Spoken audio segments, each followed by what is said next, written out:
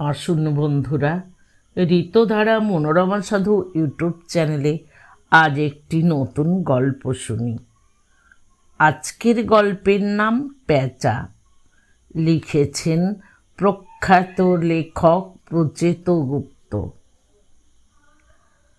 মন্দিরার কেমন একটা অস্বস্তি হচ্ছে, বেশি নয়, হালকা একটা অস্বস্তি। কিসের অস্বস্তি? একটা গ্রাম্য রোগা ভোগা ছেলেকে দেখে অস্বস্তি হবে কেন? অস্বস্তি কাটানোর জন্য সে মুখ তুলে ভালো করে তাকালো। ছেলেটার বয়স 14-15, নাকি আর একটু বেশি হবে। অত্যধিক রোগা হলে বয়স ঠিক মতো বোঝা যায় না। একতলার এই ড্রয়িং রুমে আলোর শেডগুলো কায়দার। মন্দিরা নিজে বেছে কিনেছিল। কায়দার আলো তেমন উজ্জ্বল হয় না, এ ঘরেও তাই ঘটেছে।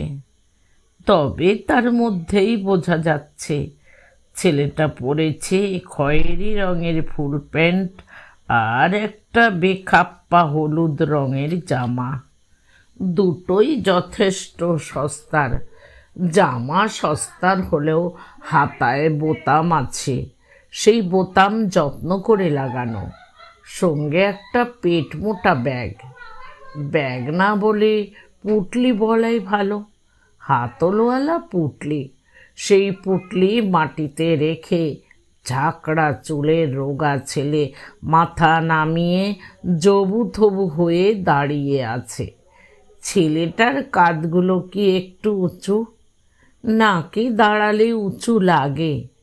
গা থেকে কেমন একটা পাড়া গায়ের বুনো বুনো গন্ধ আসছে। মন্দিরা বিরক্ত হলো। কল্যাণ ছেলেটাকে একেবারে ড্রয়িং রুমে নিয়ে এলো কোন আক্কেলে? এরা রোগের ডিপো হয়। কল্যাণের কি খেয়াল নেই বাড়িতে তার একটা 6 বছরের মেয়ে আছে? কল্যাণ টেবিলের ওপর অফিসের ব্যাগ রাখলো। পকেট থেকে মোবাইলটা বের করতে করতে সোফায় বসে পড়ল গা এলিয়ে। বলল, মন্দিরা, এর কথাই তোমায় ফোনে বলেছি। অনন্ত কাকা পাঠিয়েছে। এই, তুমি দাঁড়িয়ে আছো কেন? এই টুলটা টেনে বসো। ছেলেটা বসল না। দরজার পাশে যেমন দাঁড়িয়েছিল তেমন দাঁড়িয়ে রইল।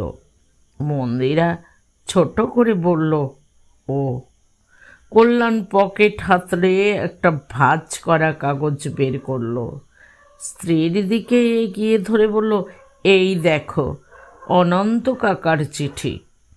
অনন্ত কাকাকে তোমার মনে আছে? বাবার কাজের সময়ে এসেছিল। মন্দিরা মুখ ঘুরিয়ে বলল, না, মনে নেই।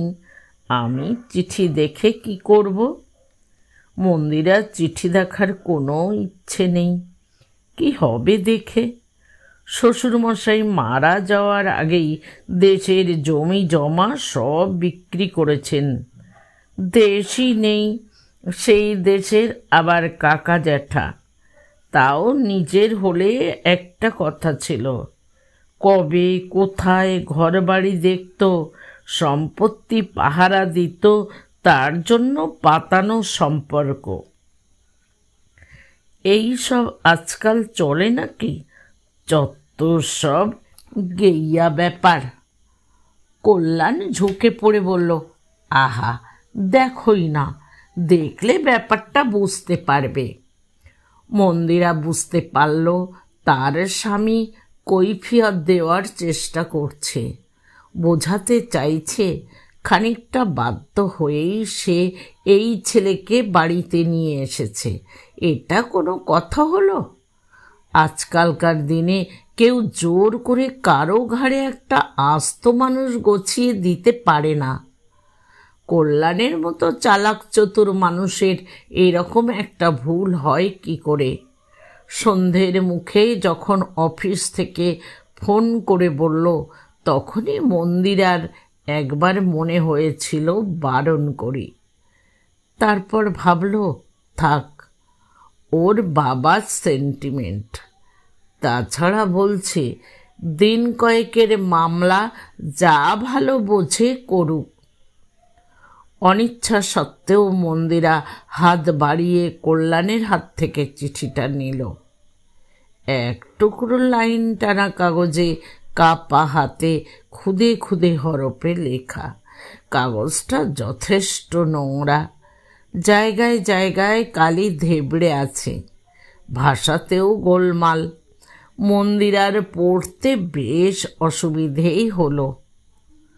স্নেহের কল্যাণ, তোমার সঙ্গে টেলিফোনে কথা অনুযায়ী মহাদেবকে পাঠাইলাম।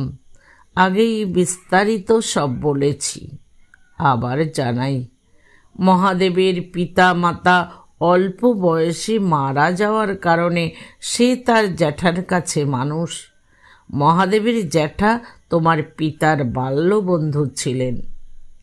তিনি এখন বৃদ্ধ হয়েছেন, শরীরের অবস্থা খারাপ, আর্থিক অবস্থাও ভয়ঙ্কর। ভাইপোর খরচ চালানো আর তার পক্ষে অসম্ভব। কটা দিন নিজের কাছে রেখে ছেলেটিকে যদি কোনো কাজকর্ম জুটিয়ে দিতে পারো তাহলে উপকার হয়। তুমি মহাদেবকে কলকাতায় পাঠাতে বলেছ শুনে উনি অনেকটাই চিন্তামুক্ত হয়েছেন। এখন দেখো যদি কোনো ব্যবস্থা হয়। ছেলেটি খারাপ নয়, এ বৎসর মাধ্যমিক পরীক্ষা পাশ করেছে, শান্ত শিষ্ট প্রকৃতির, নিজের মনে থাকতে ভালোবাসে।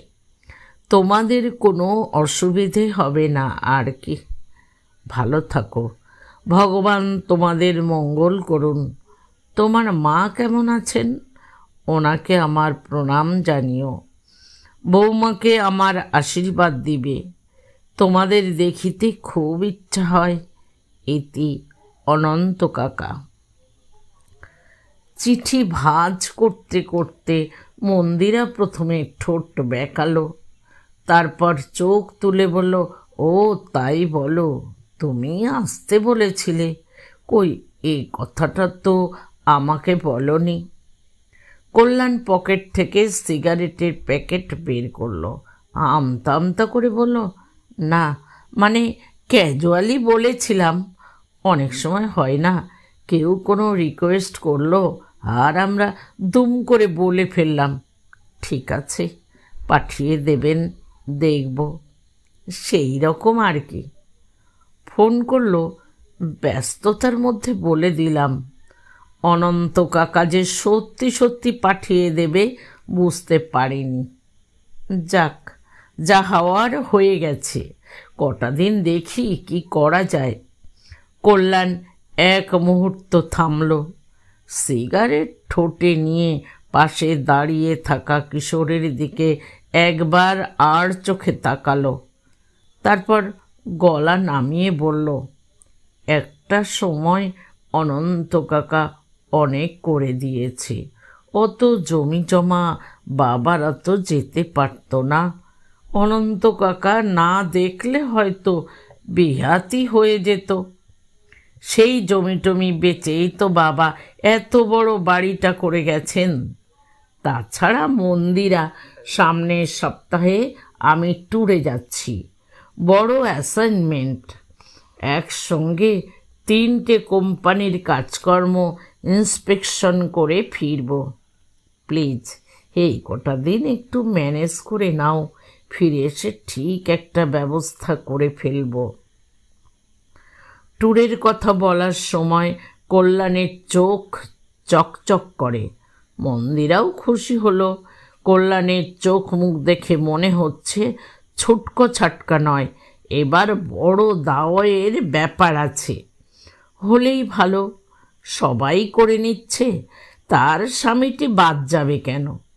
তাছাড়া কল্যাণ বাইরে গেলে অতীনের সঙ্গে একদিন প্রোগ্রাম করা যেতে পারে। অনেক দিন ওর সঙ্গে প্রোগ্রাম হয় না। যেবার কল্যাণ নর্থ বেঙ্গল গেল, অতীন ওর কোনো এক বন্ধুর খালি ফ্ল্যাটের চাবি জোগাড় করেছিল। উফ, খুব জ্বালিয়েছিল। এবার কি পারবে? মন্দিরা নিজের খুশি চেপে রেখে বলল, আমি কি ম্যানেজ করব? আমাকে এসবের মধ্যে একদম জড়াবে না। পশুপতি আছে, ওকে বলে দাও। মন্দিরার কথায় খানিকটা যেন হাঁপ ছেড়ে বাঁচল কল্যাণ। বলল, আমার সব ভাবা হয়ে গেছে। এই কটা দিন মহাদেব একতলায় পশুপতির ঘরেই থাকবে। মন্দিরা মুখে হাত চাপা দিয়ে হাই তুলল। দুপুরের ঘুমটা ছেড়ে দেওয়ার পর থেকে আজকাল রাত 10টা বাজতে না বাজতেই হাই ওঠে। মাঝে মধ্যে মনে হয় মৌ স্কুল থেকে ফেরার আগে একটু গড়িয়ে নিলে হয়, কিন্তু উপায় নেই। দুপুরে 10 মিনিটের ঘুমও একেবারে বিষের মতো। ইস, পেটের কাজটা কীরকম ভারী হয়ে আসছিল। কোনো রকমে সামলানো গেছে। বাপরে, এই বয়সে একবার শরীর গেলেই হয়েছে। মন্দিরা সোফা ছেড়ে উঠতে উঠতে বলল, এই ছেলে, তুমি রাতে কটা রুটি খাও? 4টে? 5টা? সেই মতো গৌরীকে বলে দি। কথা বলছো না কেন? বলো, কটা রুটি খাবে? ছেলে মাথা নামিয়ে চুপ করে রইল। বিরক্ত মন্দিরা এবার ধমকের সুরে বলল, তুমি কথা বলতে পারো না? মুখ তোলো, বলো। মন্দিরার ধমক শুনে শীর্ণকায় গ্রাম্য কিশোরটি চকিতে একবার মুখ তুলেই নামিয়ে নিল। তারপর বিড়বিড় করে বলল, বেশি খাই না, অল্প কটা হলেই হবে। মন্দিরার শরীরটা শিরশির করে উঠল। ছেলেটার চোখ দুটো অদ্ভুত তো, বড্ড বড়, টানা টানা বড় নয়, অতিরিক্ত গোল।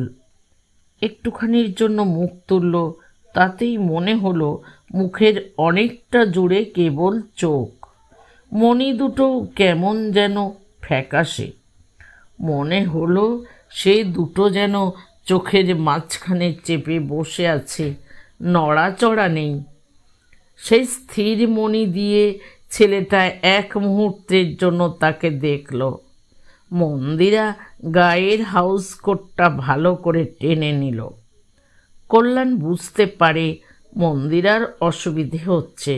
সে উঠে পড়ল, বলল, এই, তুমি আমার সঙ্গে এসো তো, পশুপতির ঘরটা দেখিয়ে দিই। এতক্ষণ বোঝা যায়নি, এবার বোঝা গেল এই ছেলের চটি জোড়া তার পায়ের থেকে বড়। লম্বায় বড় নয়, চওড়ার দিকে বড়। হাঁটার সময় সে সেই চটি আঁকড়ে আঁকড়ে ধরছে। আঁকড়ানোর কারণে কেমন একটা খড়খড় ধরনের আওয়াজ হয়। রাতে খেতে বসে মন্দিরা কল্যাণকে কথাটা বলল, ছেলেটার চোখগুলো দেখছ? কল্যাণ অন্যমনস্ক। সে ভেতরে ভেতরে ছটফট করছে। সেটাই স্বাভাবিক। খাওয়া শেষ হলেই সে কাগজপত্র নিয়ে বসবে। অনেক রাত পর্যন্ত 3টে কোম্পানির ফাইল ঘেঁটে তাদের গোলমাল বের করবে। তারপর টেলিফোন করে তাদের জানাতে হবে, আমি আসছি। গিয়েই তোমাদের ক্যাক করে গলা টিপে ধরব। ব্যাস, তাহলেই চলবে। এরপর ঘন ঘন ফোন করবে ওরাই, দরদাম শুরু হবে। এ কাজ অফিসে বসে হয় না, রাতে বাড়িতে বসে গোপনে করতে হয়। হাতে মাত্র কটা দিন। সে মন্দিরার চোখ সংক্রান্ত প্রশ্ন শুনতে পেল না। মন্দিরা আবার বলল, ছেলেটার চোখগুলো খেয়াল করেছ? কল্যাণ জল খেলো, বলল, কার চোখ? ছেলেটার চোখ। ইস, কি বিচ্ছিরি। বেশিক্ষণ তাকানো যায় না, মনে হয় সব দেখে ফেলছে। কল্যাণ টেবিল ছেড়ে উঠতে উঠতে হাসলো, বলল, ছেলেটার চোখ দেখব কেন সোনা? দেখলে তোমার চোখ দেখব। তাছাড়া ওর চোখ তোমাকেই বা দেখতে হবে কেন? নিচে থাকবে, ওর সঙ্গে দেখাই হবে না তোমার। মন্দিরা খানিকটা নিজের মনে বলল, সে জানি না, আমার বিচ্ছিরি লাগলো তাই বললাম। মানুষের আবার অত বড় চোখ হয় নাকি? তাকানোটা বিচ্ছিরি, গা ঘিন ঘিন করে। কল্যাণ হেসে বলল, আমাদের স্কুলে একটা ছেলে ছিল, তার কানগুলো ছিল বেশি বড়। বেচারি সব সময় কান ঢাকা টুপি পরে থাকতো, গরমেও পড়তো, সবাই খুব খেপাতাম। মহাদেবকে না হয় বলবো, তুমি বাবা এই বাড়িতে যতদিন থাকবে ততদিন একটা সানগ্লাস পরে থেকো। তোমার পুরনো সানগ্লাস আছে? মন্দিরা বিরক্ত গলায় বলল, সব কিছু নিয়ে রসিকতা করো না। ভেবেছিলাম মৌকে আজ 3 তলায় ওর ঠাকুমার কাছে শুতে পাঠাবো না। ও রাজি হলো না, বলল ঠাম্মার কাছেই শোবো। একটা বাজে হ্যাবিট হয়েছে, আমার ভয় করছিল। খাওয়ার টেবিলের পাশেই মুখ ধোয়ার ছোট্ট বেসিন, ডাইনিং টেবিলের সঙ্গে ম্যাচ করিয়ে সেটার রঙও গোলাপি, হালকা গোলাপি। কল্যাণ সেখানে মুখ ধুতে ধুতে দেয়ালের এক ফালি আয়না দিয়ে স্ত্রীর দিকে তাকালো, বলল, ভয় করছে? দূর, ও একটা বোকা, গেও ভূত, মুখ তুলে তাকাতেই পারে না, ওকে আবার ভয় কি? দেখলে না নিজেই কেমন সিটিয়ে আছে। তুমি একদম চিন্তা করো না, পশুপতিকে বলে দিয়েছি আমি যতদিন বাইরে থাকব ততদিন গাধাটাকে যেন চোখে চোখে রাখে, ওপরে আসতে না দেয়। ফিরে এসে একটা ব্যবস্থা করে ফেলব। দেখি কাজকর্ম জোটাতে পারলে ভালো, নইলে ফেরত। আসলে কি জানো, অনন্ত কাকা বলেছে যখন, চেষ্টা একটা করতে হবে। প্লিজ মন্দিরা, এটা নিয়ে তুমি আর আমাকে বিরক্ত করো না। মন্দিরা উঠতে উঠতে বলল, আমি কিন্তু ওকে বেশি দিন এ বাড়িতে এড়াও করছি না, সেটা তোমাকে আগে থেকেই বলে রাখলাম। তোমার সেন্টিমেন্ট নিয়ে তুমি থাকো, মনে রাখবে বাড়িতে একটা ছোট মেয়ে আছে। মন্দিরা ঘরে শুতে চলে গেলে কল্যাণ ফাইল খুলে বসল। দোতলার এই বসবার জায়গাটা ছোট, তবে মন্দিরা মন দিয়ে সাজিয়েছে। নিচু নিচু বেতের চেয়ার, বেতের টেবিল, পাশে লম্বা আলোর স্ট্যান্ড, সেটাও বেতের, জ্বালালে একটা আলো ছায়া ভাব হয়। দেয়ালে বেতের ফ্রেমে সারি সারি রাজস্থানী পেন্টিং, রাধাকৃষ্ণের অনেক রকম মুড। ঘর সাজানোর সময় কল্যাণ বলেছিল, বাড়াবাড়ি করো না, লোকে কিন্তু সন্দেহ করবে, বলবে ঘর সাজানোর মতো এত টাকা কোথা থেকে পেল। মন্দিরা বলেছে, ছাড়ো তো তোমার সন্দেহ, রাজ্যের লোক কত কি করে নিল। তাছাড়া দোতলায় তো আর যাকে তাকে তুলছি না। বেতের আলো জেলে কল্যাণ কাজে মন দিল। 3টে ফাইলের মধ্যে 2টো দেখা শেষ করে ঘড়ি দেখল সে। রাত বেশি হয়নি, কাজ ভালো এগিয়েছে। 3টেরই হিসেবে অনেক গোজামিল, হিসেবে প্রচুর জল, এটা খুব ভালো। ভুল যত বেশি, কাজ তত সহজ। সিগারেট ধরিয়ে কল্যাণ 3 নম্বর ফাইলটা কাছে টানল, আর তখনই আওয়াজটা শুনতে পেল, চাপা খড়খড় ধরনের আওয়াজ। কেউ কি হাঁটছে? সামান্য চমকে পিছনে ফিরল কল্যাণ। দোতলায় ওঠার সিঁড়ির দিকে তাকালো। এ বাড়ির দোতলা আর 3 তলার সিঁড়ির মুখে বড় বড় দরজা, দরজার বেশিটা জুড়ে কাচ, কাচের গায়ে বাহারি গ্রিল, ফুল পাতা আঁকা গ্রিল, দিনের বেলা দরজা খোলা থাকে, রাতে ভেতর থেকে লক করা হয়। আবার আওয়াজটা হলো খড়খড় খড়। কল্যাণ হাতের কাগজপত্র টেবিলের উপর রেখে উঠে দাঁড়ালো। সে কি ভুল শুনছে? মনে হচ্ছে কেউ পা টেনে টেনে হাঁটছে, হেঁটে সিঁড়ি দিয়ে দোতলায় উঠে আসছে। কে আসছে? পশুপতি। এক পা এগোতেই কল্যাণ বুঝতে পারল, না, পশুপতি নয়, এ আওয়াজ তার পায়ের নয়। তবে ছেলেটা নয় তো? কি যেন নাম, সহদেব না জয়দেব? নামটা মনে পড়ছে না। এত রাতে ওই ছেলেটা অচেনা বাড়ির মধ্যে হাঁটবে কেন? আর অন্ধকারে হাঁটবেই বা কী করে? চেয়ার ছেড়ে উঠে কল্যাণ ঘরের বড় আলোটা জ্বালিয়ে দিল। তারপর এগিয়ে গিয়ে কাচের দরজা খুলল। সিঁড়ির মুখের আলোটা জ্বালালো না, কেউ নেই। ঝুঁকে দেখল একতলার ল্যান্ডিং অন্ধকার। আওয়াজটাও থেমে গেছে। তাহলে ভুলই শুনেছে।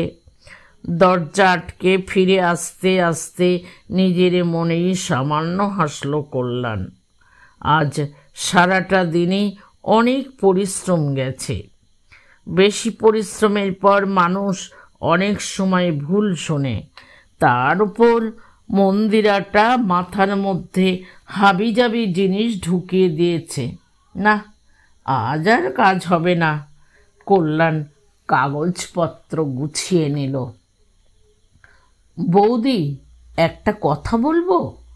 পশুপতি দাঁড়িয়ে আছে রান্নাঘরের দরজায়। মৌকে স্কুল বাসে তুলে দিয়ে সে বাজার করে ফিরেছে। গৌরী এলে মন্দিরা তাকে রান্না বুঝিয়ে দেবে। তার আগে সে দ্রুত হাতে কল্যাণের ব্রেকফাস্ট তৈরি করছে। গৌরী সারা দিনে রান্নাবান্না করলেও কল্যাণের ব্রেকফাস্ট মন্দিরা নিজেই বানায়। সে স্যান্ডউইচের শসা কাটতে কাটতে বলল, বলো বলো, কি বলবে? পশুপতি মাথা তুলে বলল, বৌদি, ওই ছেলের সঙ্গে আমি থাকব না। পশুপতি এই 3 তলা বাড়ির একই সঙ্গে পাহারাদার, কেয়ারটেকার, মালি এবং ম্যানেজার। মাঝারি বয়সের গম্ভীর ধরনের মানুষ। এ বাড়িতে আছে অনেক বছর হয়ে গেল। একতলায় গ্যারেজের পেছনে তার জন্য একটা আলাদা ঘর তুলে দিয়েছে কল্যাণ। অ্যাসবেস্টসের চাল। গত বছরে যখন নতুন টিভিটা কেনা হলো তখন দোতলার ছোট সেটটা তাকে দিয়ে দেওয়া হয়েছে। কাজকর্ম শেষ হলে পশুপতি ঘরের দরজা আটকে টিভি দেখে। অনেক রাত পর্যন্ত সেই টিভির আওয়াজ পাওয়া যায়। মন্দিরা অবাক হয়ে মুখ তুলল। সে পশুপতির কথাটা বুঝতে পারছে না। বলল, কোনো ছেলের কথা বলছো পশুপতি? কার সঙ্গে থাকবে না? ওই যে দাদাবাবু সেদিন যে ছেলেটাকে নিয়ে এলো, ওর সঙ্গে থাকবো না বৌদি। এতক্ষণে মন্দিরার মহাদেবের কথা মনে পড়েছে। ও, সেই বড় বড় চোখের ছেলেটা। মন্দিরা মনে মনে হাসল। তাই তো, 2 দিন ধরে ছেলেটা যে এ বাড়িতে আছে সে কথা যেন মনেই নেই। মন্দিরা কেন, কল্যাণও আর প্রসঙ্গটা তোলেনি। কোনো সাড়া শব্দ পাওয়া যায় না। সারাদিন মনে হয় পশুপতির ঘরেই বসে থাকে। যাতায়াতের পথেও চোখে পড়ে না। কিংবা কে জানে, হয়তো পড়েছে, খেয়াল হয়নি। মন্দিরা পশুপতির দিকে তাকিয়ে বলল, কেন থাকবে না? কেন? 2 দিন তো থাকলে। হ্যাঁ, থেকেছি, আর থাকবো না। আপনি দাদাবাবুকে বলুন। মন্দিরার মজা লাগলো। পশুপতিও নিশ্চয় তার মতো মহাদেবের গোল চোখ আর উঁচু কাঁধ দেখে ভয় পেয়েছে। ট্রেতে স্যান্ডউইচের প্লেট চায়ের কাপ ডিশ সাজাতে সাজাতে বলল, ছেলেটাকে দেখতে কেমন যেন, কোনো গোলমাল করেছে নাকি? না, ওসব নয়, অন্য ব্যাপার। মন্দিরা থমকে দাঁড়িয়ে বলল, ব্যাপার? কি ব্যাপার? পশুপতি গলা নামিয়ে বলল, মহাদেব রাতে ঘুমোয় না। ঘুমোয় না? পশুপতি ফিস ফিস করে বলল, না, ঘুমোয় না। প্রথম দিন ভেবেছিলাম নতুন জায়গায় বলে ঘুম হচ্ছে না, সেদিন কিছু বলিনি, কিন্তু পরে বুঝতে পারলাম ঘটনা অত সহজ নয়। এই ছেলে শুধু জেগে থাকে না, সারা রাত তক্তপোষের উপর বসে থাকে, বসে বড় বড় চোখ দিয়ে তাকিয়ে তাকিয়ে দেখে। মন্দিরা ভুরু কুচকে বলল, দেখে? কি দেখে? অন্ধকারে কি দেখবে পশুপতি? সে জানি না বৌদি, কাল রাতে ঘুমের মধ্যেই আমার কেমন একটা অসুবিধে হলো, শরীরের অসুবিধে। অম্বল হলে যেমন হয় অনেকটা সেরকম, গলা জ্বালা, বুকে একটা চাপ মতো। ঘুম ভেঙে গেল। জল খাবো বলে উঠে পড়লাম। উঠে দেখি, ও মা, এ ছেলে আজও কাঁধ উঁচু করে বসে আছে, চোখ এতখানি করে তাকিয়ে আছে। অন্ধকারে সে দুটো যেন আরও বড় লাগে। আমি কেমন জানি ঘাবড়ে গেলাম, কিন্তু ঘাবড়ালে তো চলবে না। তখন ধমক দিয়ে বললাম, এই বসে আছিস কেন, ঘুমা। সে বলল, ঘুম আসে না। আমি বললাম, ঘুম আসে না তো বসে থাকবি? চোখ বন্ধ করে ঘাপটি মেরে শুয়ে থাক। জল খাবি? সে বলল, না, খাবো না। তারপর দলা পাকিয়ে তক্তপোষের কোণে শুয়ে গেল। আমিও শুলাম, কিন্তু ঘুম আসতে চায় না। খানিক পরেই বৌদি কেমন একটা সন্দেহ হয়, মনে হলো গায়ের কাছে কি যেন নড়ে। পাশ ফিরে দেখি ছেলে ফের উঠে বসেছে, চোখ টান টান করে তাকিয়ে রয়েছে। সেগুলো অন্ধকারে জলজল করে। আর মন্দিরা জিজ্ঞেস করে, আর আর কি? পশুপতি বিড়বিড় করে বলে, আর ঘাড় নাড়ে বৌদি, একবার এদিক একবার ওদিক। বৌদি, আমি ওর সঙ্গে শোবো না, আপনি আজই দাদাবাবুকে জানিয়ে দেন। চা ঢালতে ঢালতে মন্দিরা সংক্ষেপে কল্যাণকে পশুপতির ঘটনা বলল, এমনকি ঘাড় নাড়ার ঘটনাটাও। কল্যাণ বিরক্ত গলায় বলল, কি হলো আবার? বেশ তো চলছিল। আসলে পশুপতি গল্প বানাচ্ছে, ওর অন্য জায়গায় লেগেছে। পশুপতি আজকাল রাতে ঘরে বসে একটু আধটু খায়টায়। আমি একদিন ওর ঘরে মদের গন্ধ পেয়েছি। পুরনো লোক, কিছু বলি না, সারাদিন খাটাখাটনি করে। মন্দিরা চোখ বড় করে বলল, ও মা, সে আবার কি? বাড়ির মধ্যে বসে নেশা ভাঙ করবে কি গো? কল্যাণ হাত নাড়িয়ে বলল, সে আর কি বলবো বলো, সবাই ঘুমিয়ে পড়লে দরজা বন্ধ করে খাচ্ছে। এসব লোককে ছোটোখাটো কারণে কিছু বলতে নেই, আফটার অল বিশ্বাসী। ছেড়ে চলে গেলে মুশকিল। এত বড় বাড়ি কে সামলাবে বলো? তাছাড়া অসুবিধে তো কিছু করছে না, তবে এবার ওর নিজেরই অসুবিধে হয়ে গেছে। ঘরের মধ্যে আর একটা মানুষ এসে গেছে, এখন তাকে তাড়াবার জন্য আজগুবি গল্প ফেঁদেছে। তুমি ওসব একদম কানে নেবে না। মন্দিরা অবাক হয়ে বলল, আমি কিছুই জানতাম না।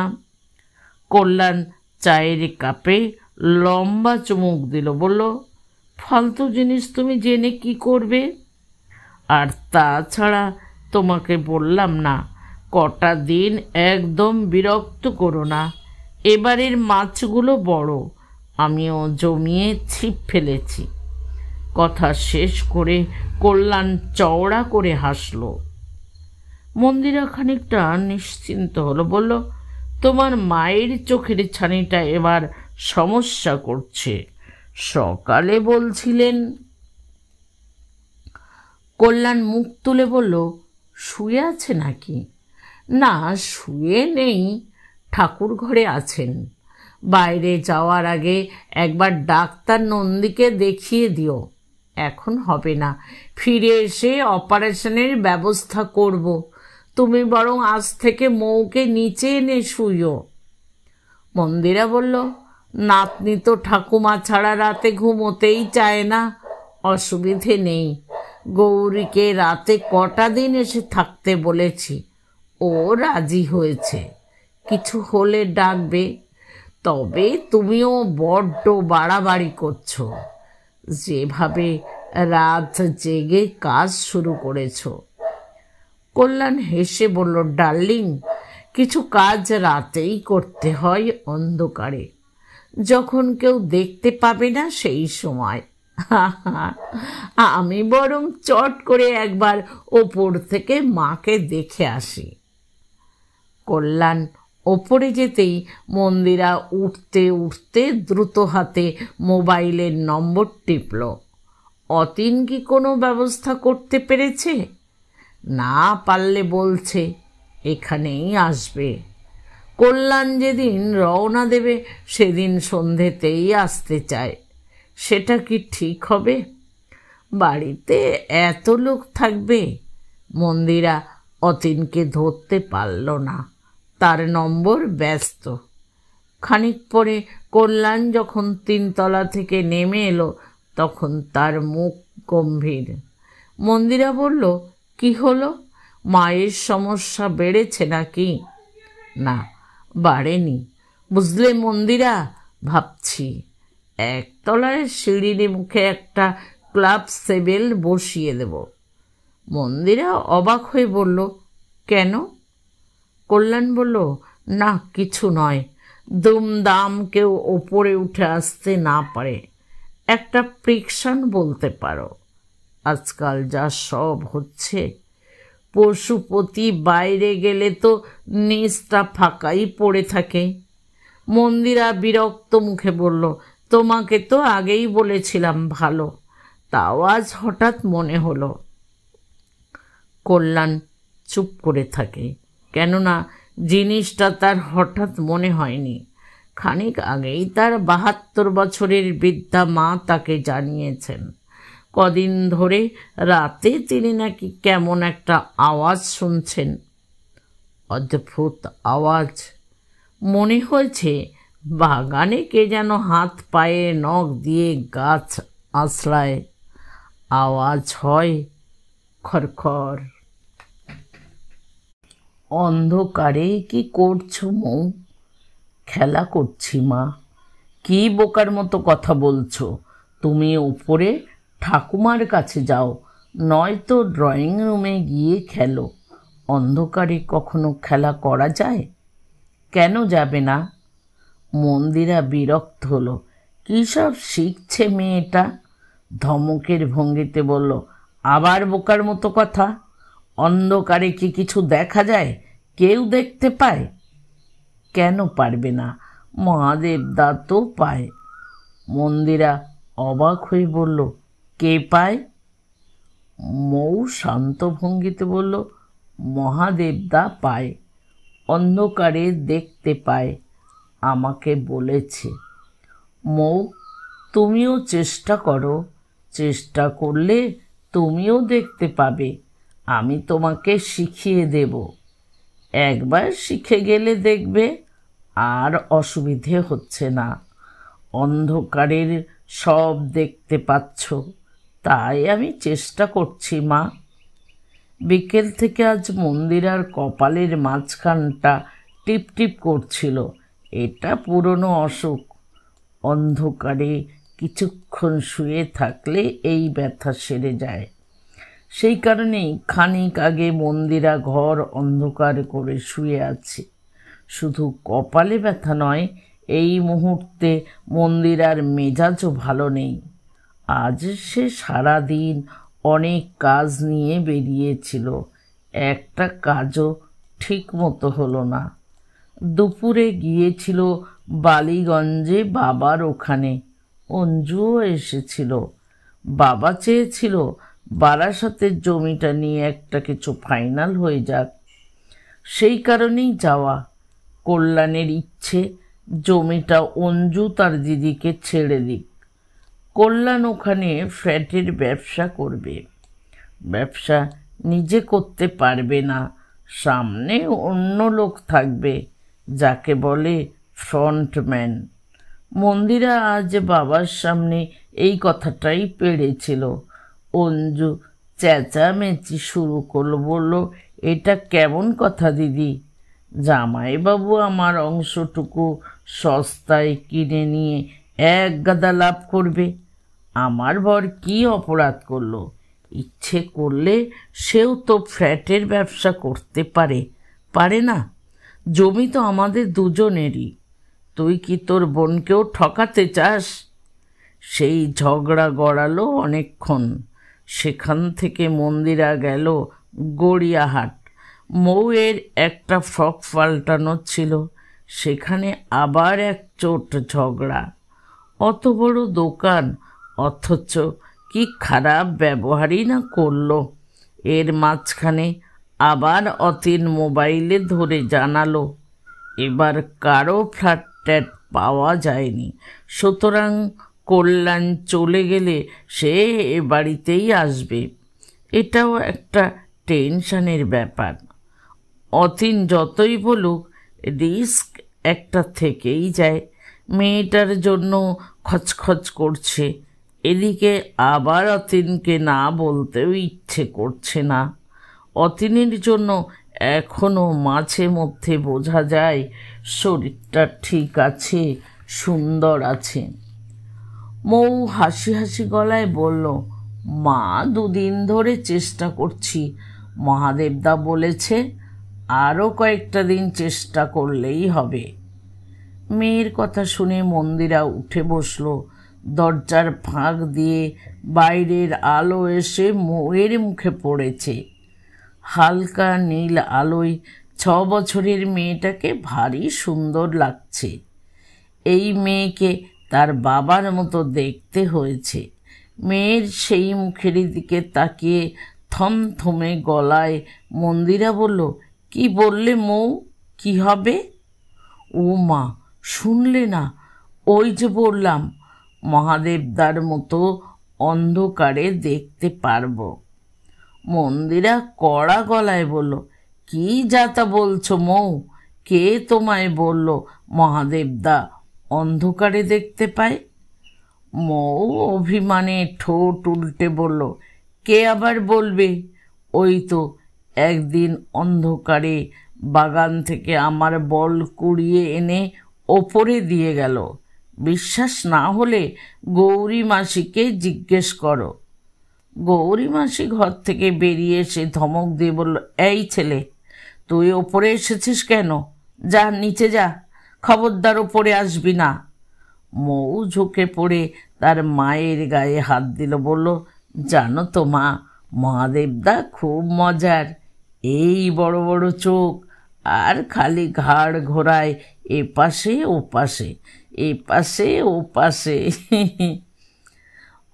মন্দিরা বিস্ফারিত চোখে তার মেয়ের দিকে তাকিয়ে দেখল, আবছা অন্ধকারে মৌ তার ঘাড় নাড়াচ্ছে, একবার এপাশে একবার ওপাশে, নাড়াচ্ছে আর হাসছে।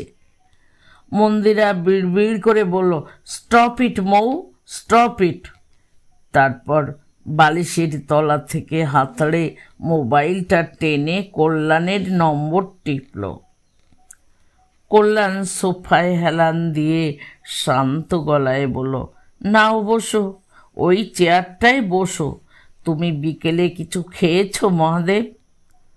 মহাদেব বসল না, দাঁড়িয়ে থাকা অবস্থাতেই বলল, হ্যাঁ খেয়েছি। কি খেয়েছো? বসে বসে কথা বলো, কি খেয়েছ? মহাদেব এবারও বসল না, বলল, পশুপতিদা বাটি করে মুড়ি দিয়েছিল, মুড়ি খেয়েছি। ছেলেটার গলা ফ্যাঁসফেঁসে। এই বয়সে ছেলেদের গলা ফ্যাঁসফেঁসে, ভাঙা ভাঙাই হয়। আর কি খেয়েছ? বসো না মহাদেব, লজ্জা কিসের? আমি তো বলছি। আর চা খেয়েছি। বারবার বলা সত্ত্বেও ছেলেটা বসছে না। এটা একটা বিরক্তির বিষয়। কল্যাণ নিজেকে সামলালো। তাকে মাথা ঠান্ডা রাখতে হবে। মন্দিরার টেলিফোন শোনার পর থেকেই সে ঠিক করেছে সে মাথা ঠান্ডা রাখবে। একটা 6 বছরের মেয়ের কথা শুনে মন্দিরা মাথা গরম করে লাফাতে পারে, সে পারে না। কাল বিকেলে সে ট্যুরে বেরিয়ে যাচ্ছে। এখনই সে এই সমস্যাটার মোটামুটি একটা সমাধান করে ফেলতে চায়। পাকা সমাধান করতে আর একটু সময় লাগবে। একটা পার্টির সঙ্গে কথা হয়েছে। ওদের অফিসে পিয়ন দরকার। প্রথম দিকে মাইনেপত্র কম, তবে অফিসে থাকতে দেবে। কল্যাণ ট্যুর থেকে ফিরে এলে কাজটা ফাইনাল হয়ে যাবে মনে হচ্ছে। এই কটা দিন বাড়ির লোকদের একটু সামলে রাখতে হবে। তবে ছেলেটাও গোলমাল পাকিয়েছে। রাতে জেগে থাকাটা না হয় ছেড়ে দেওয়া যায়, কিন্তু অন্ধকারে দেখতে পাওয়ার গল্পটা হয়তো ছোট মেয়েকে মজা করেই বলেছে, কিন্তু এই ধরনের গ্রাম্য মজা শহরে চলে না। মন্দিরা রেগে যাওয়াটা অস্বাভাবিক নয়। একতলার ঘরে মহাদেবকে ডেকে নিয়েছে কল্যাণ। মন্দিরাকেও আসতে বলেছিল। সে রেগে বলেছে, আদিক্ষেতা করছো? আমি কেন যাব? হয় ওকে এই মুহূর্তে ঘাড় ধরে বের করে দাও, নয়তো কড়াভাবে বলে দাও যে কটা দিন এখানে থাকবে যেন স্বাভাবিক আচরণ করে। আমার মেয়েকে বলে কিনা অন্ধকারে দেখতে শেখাবে। এত সাহস সে পেল কোথা থেকে? কল্যাণ ঠান্ডা গলায় বলল, তুমি মাধ্যমিকে কোন ডিভিশনে পাশ করেছো মহাদেব? Second division. সেকেন্ড ডিভিশনে? বাহ, ভেরি গুড। শোনো মহাদেব, এর মধ্যেই তোমার জন্য একটা কাজের কথা বলেছি। কটা দিনের জন্য আমি বাইরে যাচ্ছি। ফিরে এসে কাজটা ঠিক করে ফেলব। বেশি ছোটাছুটির ব্যাপার নেই। অফিসে পিয়নের কাজ। পারবে তো? মহাদেব এবার মুখ তুলল। হ্যাঁ, কথাটা ঠিকই। চোখ দুটো বড্ড বড়, ভুরু ঘন, মণিগুলো কেমন যেন। ওগুলো নড়ছে কি নাকি স্থির? মণি নড়া দেখা হলো না। তার আগেই মহাদেব মাথা নামিয়ে দিল এবং ঘাড় কাত করে বলল, হ্যাঁ পারব। তারপর কয়েক পায়ে গিয়ে এসে চেয়ারের হাতল ধরে দাঁড়ালো। কল্যাণ একটু থামল। দেশের ছেলে বলে দরদ কি একটু বেশি দেখানো হয়ে যাচ্ছে? কথা কি আরও কঠিনভাবে বলা উচিত? মনে হচ্ছে তাই উচিত। এবার খানিকটা গম্ভীর করে কল্যাণ বলল, মহাদেব, রাতে তোমার ঘুমের অসুবিধে হয়? মহাদেব এক মুহূর্ত চুপ করে থেকে বলল, রাতে আমি ঘুমোই না। ঘুমোও না? কল্যাণ চমকে উঠেও নিজেকে সামলালো। বলল, ঘুমোও না তো কি করো? মহাদেব বিড়বিড় করে বলল, কিছু করি না, এমনি ঘুমোই না। ইনসোমনিয়া, অনিদ্রা? তাই হবে। এর চিকিৎসার ভার তাকে দেওয়া হয়নি। বরং ভালোই হলো, যার সঙ্গে কথা হয়েছে তাকে বলে দেওয়া যাবে। এই ছেলে পিয়নের সঙ্গে রাতে পাহারাদারের কাজও করতে পারবে। কল্যাণ গলা খাকারি দিয়ে বলল, ঠিক আছে, ঘুম না হতে চাইলে জোর করে ঘুমোতে হবে না। তবে এই বাড়িতে যতদিন থাকবে খেয়াল রাখবে তুমি রাতে না ঘুমোলেও অন্যরা রাতে ঘুমোয়, তাদের যেন অসুবিধে না হয়। এটা পাড়াগা নয় যে ঘুম হলো না বলে মাঝরাতে মাঠে গিয়ে খানিকটা হাওয়া খেয়ে এলে। এখানে চুপচাপ বিছানায় শুয়ে থাকবে। মহাদেব ঘাড় নাড়ল। কল্যাণ খুশি হলো, ছেলেটা মনে হচ্ছে বুঝছে। কল্যাণ ভুরু কুঁচকে বলল, তুমি রাতে হাঁটা চলা করো নাকি? Slip walking? মহাদেব মুখ তুলল, মনে হয় প্রশ্নটা ঠিক বুঝতে পারল না। না, এ ছেলের চোখ দুটো সত্যি সত্যি অস্বস্তিকর। কে জানে, সেই কারণেই হয়তো বেশিরভাগ সময় মাথা নামিয়ে থাকে। মানুষের যে কত রকম কিছু হয়। কল্যাণ উঠে পড়ল। তাড়াতাড়ি ডিনার সেরে ফাইলগুলো নিয়ে বসতে হবে। আজ শুধু বসা নয়, পার্টিগুলোকে এক এক করে টেলিফোনে ধরতে হবে। কথা চলছে, ফাইনাল দরদাম হবে আজ রাতেই। এই ছেলের পিছনে আর সময় নষ্ট নয়। যা বলবার বলে দেওয়া হয়েছে, বেশ কঠিনভাবেই বলা হয়েছে। বাকি রইল শুধু একটাই, সে কথা আরও কড়াভাবে বলবার জন্য কল্যাণ মনে মনে প্রস্তুত হলো। মহাদেব, আজ তুমি একটা খুব বড় অন্যায় করেছ। আমার মেয়েকে মিথ্যে কথা বলেছ। তুমি কি সেটা জানো? মহাদেব চুপ করে রইল। শুনলাম তাকে বলেছ তুমি নাকি অন্ধকারে দেখতে পাও। শুধু দেখতে পাও না, তুমি নাকি তাকে অন্ধকারে কি করে দেখতে হবে তার কায়দা শিখিয়েও দেবে বলেছ তুমি। মাথা নামানো অবস্থায় একদিকে ঘাড় নাড়ল মহাদেব। কল্যাণ ধমকের ভঙ্গিতে চোখ কুঁচকে বলল, ছি ছি, একটা ছোট মেয়েকে এমন একটা আজগুবি কথা কি করে বললে? তুমি নাকি অন্ধকার বাগান থেকে তার বল কুড়িয়ে দিয়েছ। মৌ তার মাকে বলেছে আমি অন্ধকারে দেখতে পাই। কল্যাণ থমকে গেল। চোখ দেখতে না পেলেও সে মহাদেবের মুখের দিকে তাকিয়ে বলল, দেখতে পাও মানে? আমি অন্ধকারে দেখতে পাই, অন্ধকারও দেখতে পাই। ছেলেটা বলছে কি, মাথা খারাপ নাকি? কই, এরকম কিছু তো অনন্ত কাকা বলেনি। কল্যাণ কষ্ট করে হাসল। সেই হাসিতে একটা ঘাবড়ে যাওয়া ভাব আছে। গলা নামিয়ে বলল, সে আমরা সকলেই অল্প বিস্তর দেখতে পাই। কিছুক্ষণ তাকিয়ে থাকলে অন্ধকারে চোখ সওয়া হয়ে যায়। আর অন্ধকারে দেখতে পাওয়াটা আবার কি ব্যাপার? তুমি যখন বাগানে মৌয়ের বল খুঁজছিলে তখন নিশ্চয় বিকেলের সামান্য আলো ছিল। সেই আলোতেই তুমি জিনিসটা দেখতে পেয়েছিলে। এই কথাটা তুমি তাকে বলনি, গোপন করে গিয়েছিলে। সে বেচারি ভাবল সত্যি সত্যি তুমি অন্ধকারেই বল দেখতে পেয়েছ। কাল মৌয়ের সঙ্গে দেখা হলে ওকে বলবে তুমি মোটেই অন্ধকারে দেখতে পাও না।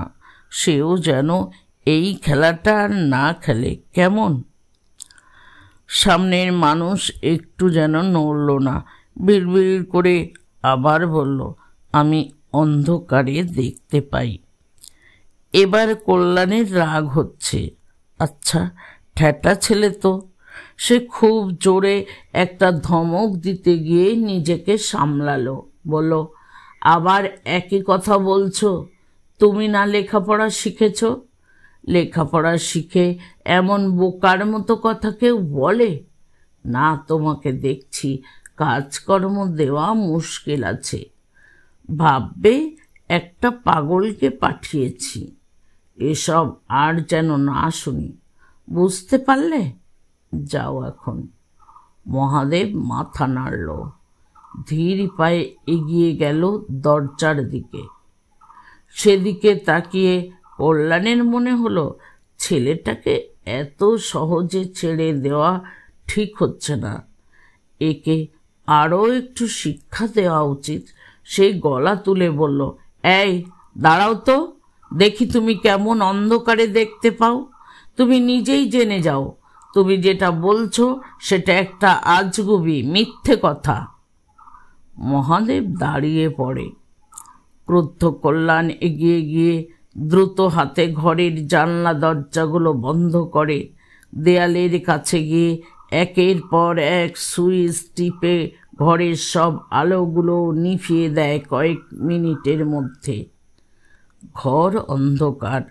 সেই অন্ধকারেই কল্যাণ সরে আসে ঘরের কোণে। আরও অন্ধকারে আস্তে গিয়ে টেবিলে অল্প ধাক্কা খায়। এবার ডান হাতটা তুলে চ্যালেঞ্জের সুরে বলে, নাও এবার বলো কটা আঙুল, বলো, বলে ফেলো, দেখি কেমন অন্ধকারে দেখতে পাও তুমি। কল্যাণের গলা চড়া এবং উত্তেজিত। কল্যাণের এই আচরণে মহাদেব কতটা অবাক হয়েছে বোঝা গেল না, কারণ অন্ধকারে তার মুখ দেখা যাচ্ছে না, কিছুই দেখা যাচ্ছে না। তাকে অস্পষ্ট একটা শরীরের মতো লাগছে, সেই শরীর চুপ করে আছে। কল্যাণ শব্দ করে হাসল, বলল, কি হলো, পারলে না তো? এটাই স্বাভাবিক, অন্ধকারে দেখা যায় না মহাদেব। কাল সকালেই তুমি মৌয়ের ভুল ভাঙাবে।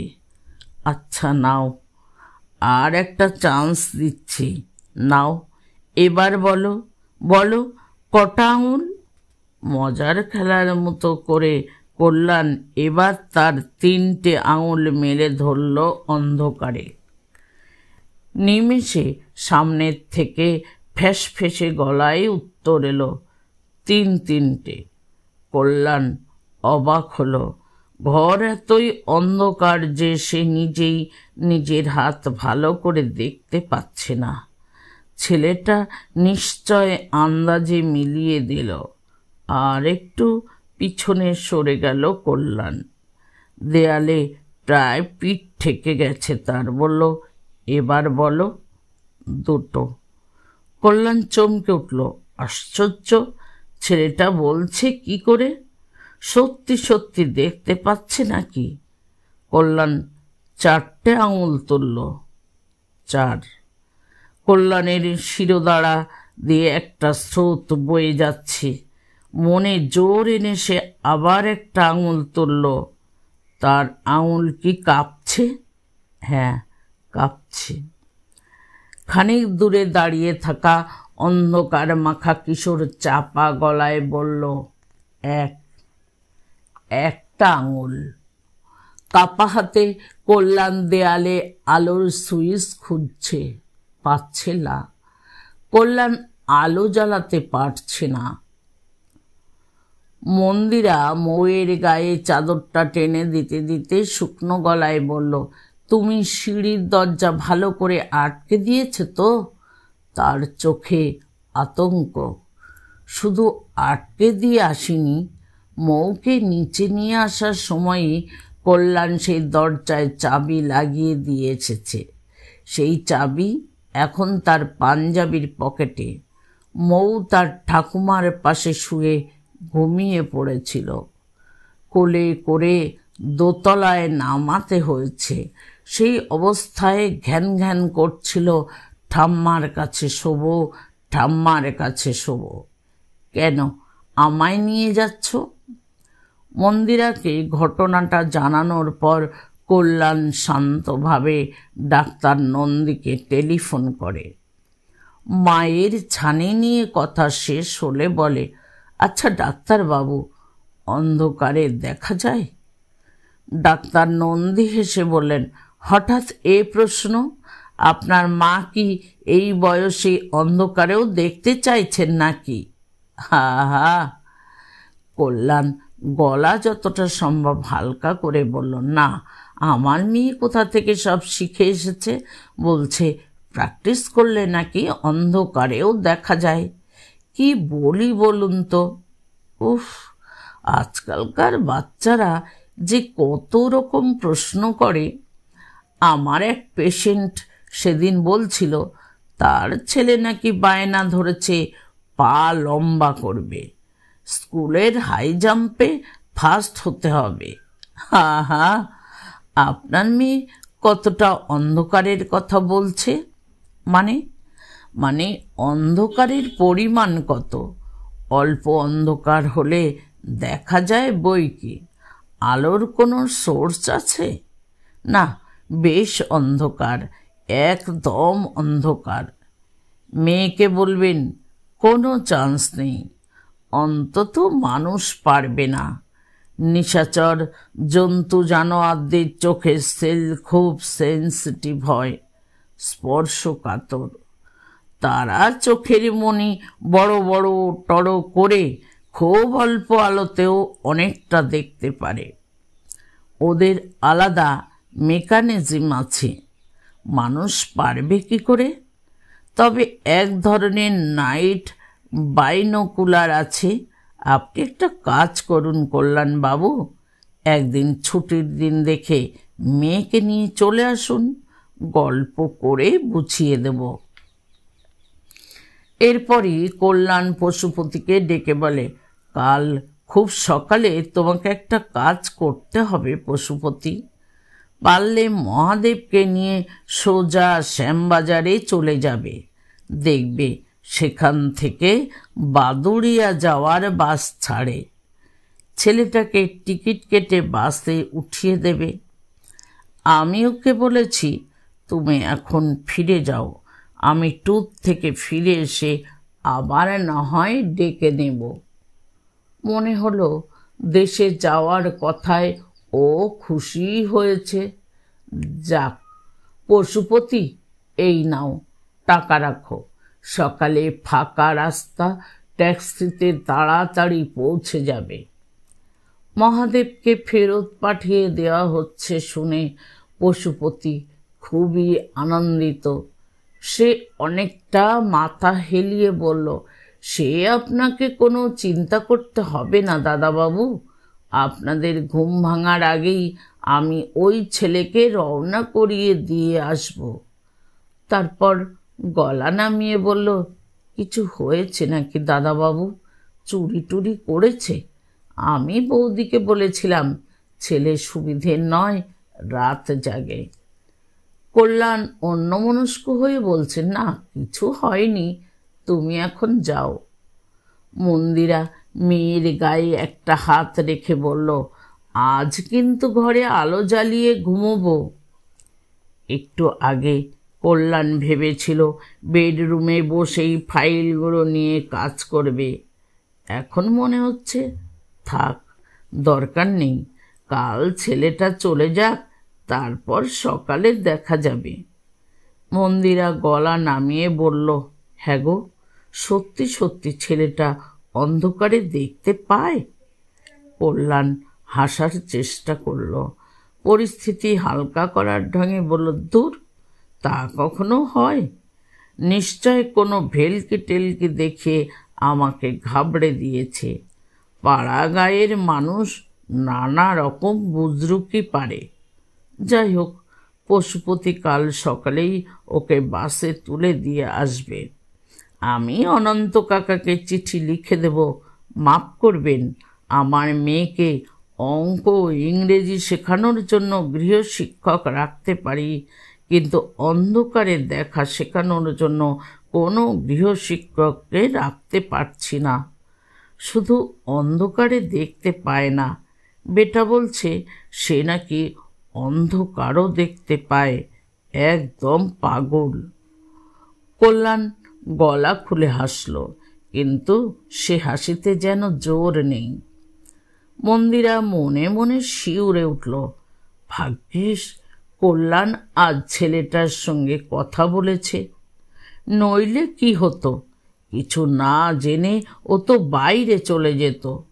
তারপর তারপর অতীন যদি সত্যি সত্যি এ বাড়িতে আসতো, এই ছেলে কি সেই অন্ধকারেও? ঘটনাটা কল্পনা করতে গিয়ে মন্দিরার মুখ আতঙ্কে লজ্জায় ফ্যাকাশে হয়ে গেল। কল্যাণ সেদিকে তাকিয়ে শুকনো হেসে বলল, কি হলো আবার? তুমি অত ঘাবড়াচ্ছ কেন? বললাম তো ও কিছু নয়, ঘুমোও তো। দুজনের কেউ ঘুমোতে পারল না অনেকক্ষণ। ঘুমন্ত মেয়েকে মাঝখানে রেখে চুপ করে শুয়ে রইল। গোটা বাড়ি নিঃশব্দ, শুধু এসি মেশিনের চাপা আওয়াজ ফিসফিস ফিসফিস করে ঘুরপাক খাচ্ছে ঘরের ভেতর। দুপুরে কল্যাণ রওনা হওয়ার সময় মন্দিরা ঝুঁকে পড়ে তার গালে চুমু খেল। সুটকেসটা এগিয়ে দিতে দিতে বলল, এই পৌঁছে ফোন করো, সাবধানে থাকবে। কাগজে ভিজিলেন্সের কত রকম খবর পড়ি, ভয় করে। কল্যাণ চোখ নাচিয়ে বলল, আমি সাবধানেই থাকি ম্যাডাম, প্লিজ নো টেনশন, কোনো দুশ্চিন্তা করো না। না, মন্দিরার আর কোনো দুশ্চিন্তা নেই। কল্যাণ বেরিয়ে যেতে মন্দিরা গেল শাশুড়ির চোখের খোঁজ নিতে। চোখ ভালোই আছে। আরও নিশ্চিন্ত মনে মন্দিরা নেমে এলো দোতলায়। গৌরীকে চা দিতে বলে সিডি প্লেয়ারে হালকা করে রবীন্দ্রসঙ্গীত চালালো। অনেক দিন গান শোনা হয়নি। মন্দিরা টেলিফোনটা কাছে টেনে নিয়েছে। সে এখন পরপর দুটো ফোন করবে। অঞ্জুকে একটা কথা বলতে হবে। কল্যাণ বলে গেছে ওই জমিটার জন্য বাজারের থেকে কিছুটা বেশি দাম দিতে সে রাজি আছে। এই কথাটাই জানাতে হবে অঞ্জুকে। অঞ্জুর সঙ্গে কথা সেরে দ্বিতীয় ফোনটা করবে অতীনকে। কে বলবে, গত দুদিন ধরে মহাদেব নামের একটা গ্রাম্য কিশোরকে নিয়ে এ বাড়িতে কিছু ঘটে গেছে। সে নেই, তার কথা কারো মনেও নেই। সব আবার স্বাভাবিক, আবার আগের মতো। এমনকি ছোট্ট মৌ বিকেলে স্কুল থেকে ফিরে প্রতিদিনকার মতো আপন মনে খেলছে। খেলতে খেলতে খানিক আগে সে দোতলার সিঁড়ির কোণে একটা অদ্ভুত জিনিস কুড়িয়ে পেয়েছে। একটা লম্বা ধূসর পালক। শালিক চড়ুইয়ের পালক নয়, অন্য রকম পালক। এমন পালক সে আগে কখনো দেখেনি। পশুপতি কাকাকে দেখাতে ভুরু কুঁচকে বলল, এ মা, এই জিনিস বাড়ির ভেতর এলো কি করে? এ তো মনে হয় প্যাঁচার পালক। কোথা থেকে এলো তা নিয়ে মৌয়ের কোনো মাথা ব্যথা নেই। সে এখন মহা আনন্দে প্যাঁচার পালক নিয়ে খেলছে।